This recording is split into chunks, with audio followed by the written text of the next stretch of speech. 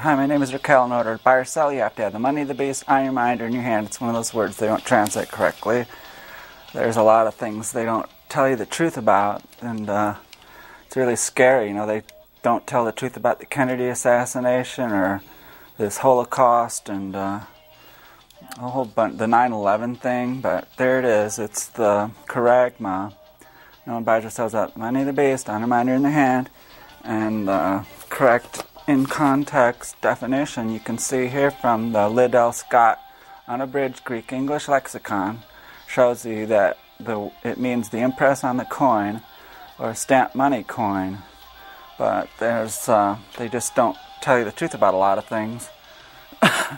It's like this bin Laden thing. At first I didn't think they really killed him, but then what would his wives be doing in that building if he wasn't there? So I kind of think they did, but it's just I don't believe he wasn't behind 9/11, or if he was, the U.S. government allowed them to go through with it. They knew these people were plotting. I mean, the people that were plotting weren't really devout Muslims. They apparently went into strip clubs, and there's even evidence that some of them didn't even die, and they were still alive, and they miraculously found one of these guys' passports after the plane crashed into there. But let's see what's going on besides that. I mean, Obama has CIA background. I mean, everybody that's been president has had like CIA background or some kind of ties to the Kennedy assassination. Gerald Ford was on the Warren Commission, and he became president, and then Ronald Reagan was on the Rockefeller Commission. It was the, what do they call it, the Blue Ribbon Committee on Domestic Activities of the CIA. It was 1975, so Reagan was on that, and then Johnson was vice president under Kennedy, and started that Vietnam War going, and the Vietnam War made Johnson so depressed that he didn't run for another term. And then let's see, who else do we have? Nixon was there in Dallas the day before the Kennedy assassination, and he was a lawyer for Pepsi, and ostensibly he was there for business, but it's more likely he was setting up the payroll or whatever, and there's evidence they had these tramps that were behind the grassy knoll that they later caught. One of these, there happened to be a man named Lee Bowers who was in the control tower for the switching yard behind the grassy knoll. They had these trains, freight trains, and he saw these tramps, so-called tramps, running after the assassination, and they jumped into a gondola car, and he told the sheriffs about it, and the sheriffs came, and the so-called tramps were being very rude and cussing at the police, and eventually one of the policemen jacked, according to the police report, he jacked some shells into his shotgun and pointed it to him and told him to get out of there. But here's some pictures of these people they arrested after the assassination. That's what's known as Tramp A, and then that's Tramp B there. And there was a third tramp. They call them the street tramps, and I've never seen any books that really give a good description of who that third person was, but he could have been like a sharpshooter. But these are pictures of E. Howard Hunt and Frank Sturgis, that they were Watergate burglars, and so after they were arrested, one of these Kennedy assassination buffs happened to see the comparisons, how similar these people looked to E. Howard Hunt and Frank Sturgis. And Howard Hunt, on his deathbed, confessed to his son that he was involved in the assassination. And I kind of did a little summary of these people that were on these commissions here, and you can maybe, I don't know if you can read it on your TV, but I said that the rats investigated the mice and President Ford was on there, and he was a Freemason. And back then, Mason people, that were members of the Masons, George Washington, and I think there was 18 presidents of the United States who were Masons. But a lot of these people, Allen Dulles was on the Warren Commission, and C. Douglas Dillon, who was Kennedy's head of the Secret Service and Treasury. And I don't know too much more about him, but Earl Warren, the chief Supreme Court Justice, he was the vice president running mate of Dewey. And then you can see this Rockefeller Commission, and then George Bush's father was head of the CIA, and he was heavily involved with these anti-Castro Cubans, and that's what Frank Sturgis and E. Howard Hunt were up to. They were anti-Castro Cubans, and they set up Lee Harvey Oswald. They had him pass out some pro-Castro pamphlets in New Orleans, and to make Oswald look like some leftist or something, which he wasn't, a Marxist. And the CIA sent him to the Soviet Union as a low-level spy, or else they just sent him there to make him look like a communist. So Oswald was a patsy, and Oswald even said he was a patsy. When he was on the elevator, one of these newspaper reporters heard him say, "I'm just a patsy," and he didn't even know why he was being arrested. And I kind of believe that. Then also, right after Oswald left, right after the assassination, policemen ran into the school book depository where Oswald was working, and one of the policemen saw Oswald in the lunchroom getting a Coke, and the policeman described Oswald as looking very calm, and since Oswald didn't flinch or anything, the cop just continued on his way. It's kind of like, I think maybe if Oswald would have flinched, that cop might have shot him, but that didn't happen, and so Oswald took a bus home and figured he was being set up. That same day, the handlers that were handling Oswald told him to carry some curtain rods. Well, they said it was curtain rods, but it might have been the gun, the murder weapon. And that's sort of the same thing they did to James Earl Ray when Martin Luther King was killed.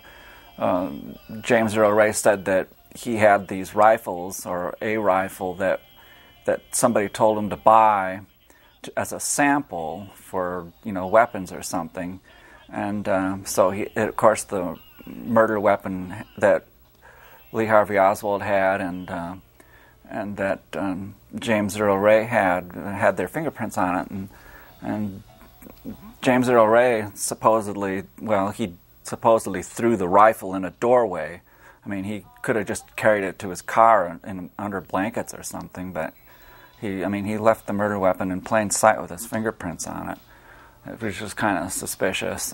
And James Earl Ray was into hypnosis too. That in the House Select Committee of Assassinations in '79, they had evidence that he visited some prominent hypnotists in Los Angeles, which is exactly what this guy Sirhan Sirhan, the alleged assassin of Robert Kennedy. They had to get rid of Robert Kennedy because if he became president, then he would have investigated further into his brother's assassination.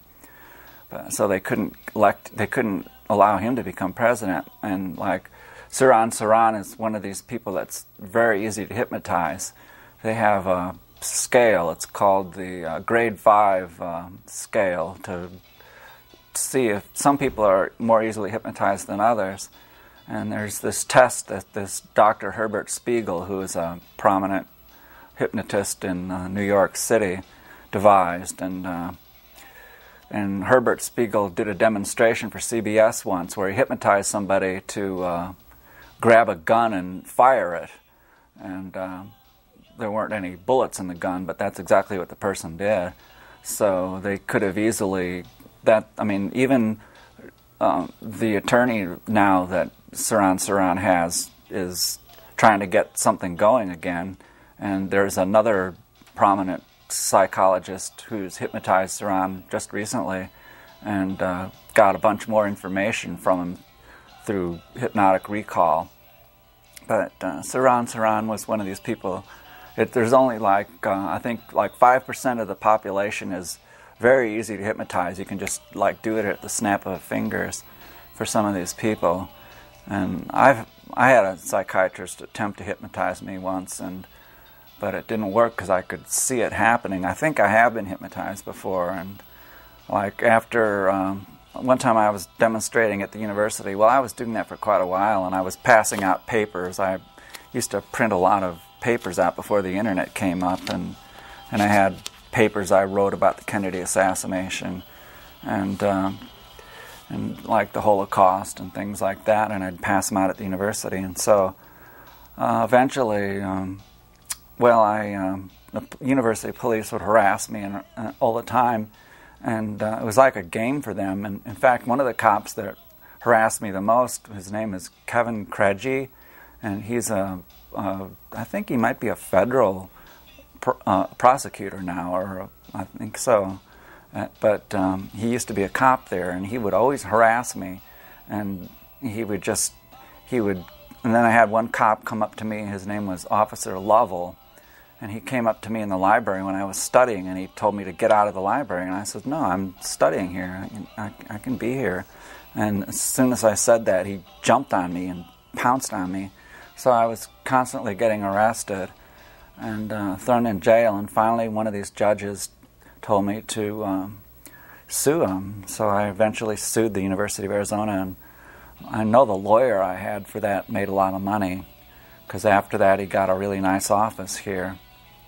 And then, so anyway, one time they arrested me at the University of Arizona, and for some reason or other they dropped the charges, and so, but then they refiled them and put a warrant out for me, which was pretty clever, because that way next time somebody caught me for anything, they could grab me. Fortunately, they grabbed me again when I was in Tucson. If they'd, I don't know if it was a statewide or nationwide warrant or not. Some warrants don't warrant nationwide, but anyway, they caught me here in Tucson, and I posted bond with some of the 666 money, and so after I beat the state charge from the stupid university, the Secret Service put me in the brand new federal correction aid out on Wilmont there, and that was a pretty scary thing. I was living in my car, a Volkswagen, 1970 Volkswagen. I was living at 3812 North Country Club Road, and it's now the Racket Club Apartments, but there was a beautiful old house that used to be there with a swimming pool, but they filled the swimming pool in with dirt, and there was a nice Aleppo pine. It was right along the Rolito River there. It was really a wonderful place to camp. And so, I came home after that, and suddenly these 3 squad cars just come pulling into where I was, but actually I was out for a walk, and so they didn't see me where I was, and I think they might have expected me to start running from them or something, and then they could have shot me or something. I don't know. They were trying to get rid of me, but when I was in jail for the federal offense, it's Title 18, Section 333 of the United States Code, which has to do with mutilating Federal Reserve notes, and they wanted to throw me in, they wanted to take me to the state or the federal mental hospital in Missouri, but I told my lawyer, and my lawyer was Fred Kay, and I don't know if he's still a federal public defender or not, but I told him that I'm not crazy, I don't want to go there, and so eventually the feds dropped the case against me, but they kept my money. It was maybe $300 in 666 money, just like the one behind me. And but when I was in the jail, the Secret Service guys interviewed me, and they were asking me, where did you find out about this Kennedy assassination? Where did you go to school? I told them, well, I went to Southern Illinois University. And then he said, oh, did you have Professor so-and-so? And I said, no, I didn't. I told him I found out about this Kennedy assassination by just happened to see a book on the shelf at the University of Arizona here called Coup d'etat in America, and I thought, wow, that's a pretty crazy title. I mean, I had faith that the Warren Report was the honest truth, and so I just read this book to see how could somebody publish a book full of lies like that. But it turned out, I checked out all the references. They had a really good government documents section there, and they had all the volumes of the Warren Commission, and they had all the volumes for the House Select Committee on Assassination, which investigated the Kennedy assassination and Martin Luther King assassination. So I was actually doing research on Pol Pot, who believed in eliminating money, and I read one of these books by Noam Chomsky called After the Cataclysm, and he describes anybody who believes in eliminating money gets slandered, and Muammar Gaddafi believes in eliminating money, and he wrote a green book. It's called The Green Book, and if you go to my website, you can see his quotation there. I have it over here, but Jesus Christ believed in eliminating money, and Fidel Castro believes in eliminating money, and so that's why. I mean, there's got to be a reason why they're going after Gaddafi. Some people say it's because he has a lot of gold. One of my Facebook friends posted something. I didn't get to read it yet, but it was about the gold they have there. Here's Gaddafi's quote, and it's almost the same thing that Friedrich Engels wrote. It's like he calls it a socialist, but a true communist believes in eliminating money. You can see here what Nikolai Bukharin wrote in the ABCs of Communism, that socialism is an intermediate stage between capitalism and communist society will know nothing of money, and they won't have barter or work credits either. There's plenty to go around, and that's exactly what they're saying here. When you reach a stage where profit and money disappears, and it's through transformation of society into a fully productive society. And that's what they say up here, that when all the capital exchange are concentrated in the hands of the nation, money will become superfluous, and production will have so increased, and men will have so much changed. And this was written back in 1847 at the beginning of the Industrial Revolution. You would always think that with modern machinery, we wouldn't have to work so hard, but we've got these plutocrats on Wall Street, and they just busted one. He was an Indian guy, but he had one of these large hedge funds, and speculation used to be against the law in the Soviet Union. I don't think it still is, but because they have like stock markets in the Soviet Union now, but it's like these people are making money off money, and Aristotle was against charging interest. He said that it's just not natural for money to breed money, and Shakespeare said something about gold being a breed of barren metal or something like that. But Shakespeare is pretty aware of money, and he had a really good quote about money and how money can turn base things into beautiful things, and it will make the wappined widow wet again, she whom the spittle house and ulcerous sores would cast the gorge at. This embalms and spices the April day. Again, in Timon of Athens, he talks about this yellow slave. It will knit and break religions, bless the accursed, make the whore leprosy adored. So they're like saying, if you can be so ugly, but if you have a bunch of money, just like that woman, what was her name, who married that 90-year-old guy and inherited all the money, and then she was like a stripper. What the heck was Anna Nicole Smith? And she got screwed up. But Gaddafi believed in eliminating money, and so did Pol Pot. And this book by Noam Chomsky, it explains, they exaggerate. I mean, it was a civil war they had there, and the United States illegally bombed Cambodia. It was one of the indictments against Richard Nixon in his impeachment. And we dropped tons and tons of bombs on Vietnam and Cambodia too. And now they're using those bomb craters to raise fish.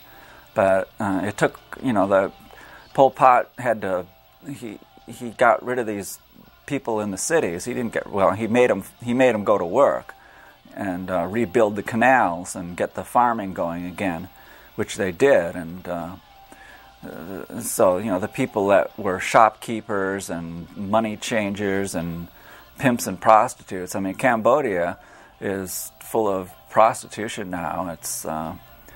It's really, there's a man that I was having internet conversations with about this, and I told him, "Do you think Cambodia's better off now than it was under under Pol Pot?" But and of course he goes, "Oh yes, of course. My wife's family was murdered in Pol Pot's." But there's a lot of people that if we had a revolution here that would be murdered too. I mean, like these liars. I mean, like Dick Cheney and well, I would never murder anybody. They'd just have to live with their karma. But most of these plutocrats, if things get bad, they've got jets and yachts to escape with. And they're probably, well, George Bush bought like 100,000 acres in Bolivia, or no, what is it, Paraguay. So these plutocrats, I mean, even that guy, that Hollywood guy that's into Scientology, John Travolta, has a 747, which he can take all his Scientologist friends somewhere. And that Scientology is a kind of a funny religion, I guess you'd call it. And those people seem like they're brainwashed and hypnotized. But a friend and I were searching through a dumpster once. These kids move out around here after they go to school, they move out and throw away a lot of good stuff. And we were going through this dumpster, and we happened to find this CD, a video of these Scientologists, and they go into areas that have had disasters. They're probably down there at the floods now, but they were also in Katrina and at 9/11, and they're kind of like missionaries. So, and they're really sweet, nice people, some of them that I've seen, but I've never really spoken to any of them. But John Travolta's got a big, huge jet to escape with. So, I mean, like, there's a big ad I haven't even done any of my ads yet, but maybe I'll run through some of these. Now, here was on the business section, the front page. This is a chart showing the face value of all derivatives, and that's 700 trillion up there. And you can see it started out in 98, and these are credit default swaps down here, and they're talking about credit default swaps and how they're trading them and stuff. They kind of trade them in secret, and that's almost $100 trillion. I mean, this is ridiculous amounts of money here. And I mean, what is this stuff here? And this is what I'm talking about, this funny money, Wall Street, the money changers down there. That's what is causing all the problems in the world, is these money changers. And Jesus Christ, the first thing he did was upset the tables of the money changers. Well, this is another big subject of mine, and they're just saying the UN predicts 10 billion people by the century's end. And you can see, I've been showing you my other graph, which says like 9 billion people in, what is this, in 2032. But this is at the end of the century, and it's revised. Things aren't leveling off, and it's unsustainable. It's just not going to be able to continue like that. Well, I got a thing about virginity here. What does it say? Almost 100% of the people are non-virgins by the time they reach 30 years old. Basically, it's the same for males and females. The thing about female genital mutilation in Africa, and then we have in Congo, all these people get raped there. They're saying that a woman gets raped every minute there. And I guess I didn't run out of time, but that thing is out there. My name is Raquel. In order to buy or sell, well, I still have a few more seconds left. Let me show you here. This is about the silver is spiking, these speculators on silver. But it's just money-changing stuff. Anyway, my name is Raquel. In order to buy or sell, bye. God bless.